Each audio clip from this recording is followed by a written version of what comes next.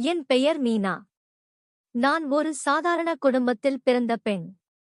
சிறிய கிராமம்தான் என் உலகம். ஆனால் என் கனவுகள் அந்த கிராமத்தை விட பெரியது. சிறிய வயதிலிருந்தே நான் ஆசிரியர் ஆகஸ்ட் வேண்டும் என்று நினைத்தேன். பள்ளிக்கு போகும் ஒவ்வொரு நாளும் கரும்பலகையில் எழுதும் ஆசிரியையை பார்த்து, ஒரு நாள் நான் இங்கே நின்று பாடம் நடத்துவேன் என்று மனதில் சொல்லிக் கொள்வேன்.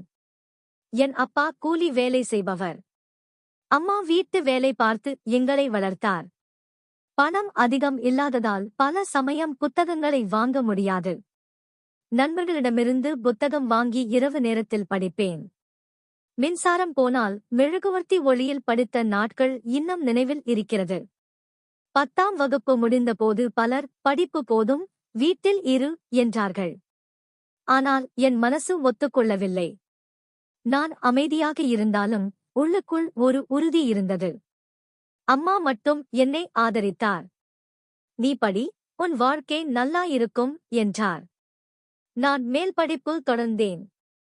காலையில் படிப்பு, மாலையில் சிறிய குழந்தைகளுக்கு டியூஷன் எடுத்தேன். அந்த பணம் என் செலவுக்கு உதவியது. கஷ்டம் இருந்தாலும் நான் கைவிடவில்லை.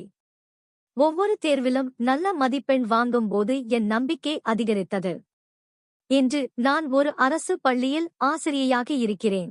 முதல் நாள் வகுப்பறைக்குள் நுழைந்தபோது என் கண்களில் கண்ணீர் வந்தது. என் சிறிய கனவு நனவானது. மாணவர்கள் மிஸ் என்று அழைக்கும் ஒவ்வொரு முறையும் என் மனசு நிறைவு அடைகிறது.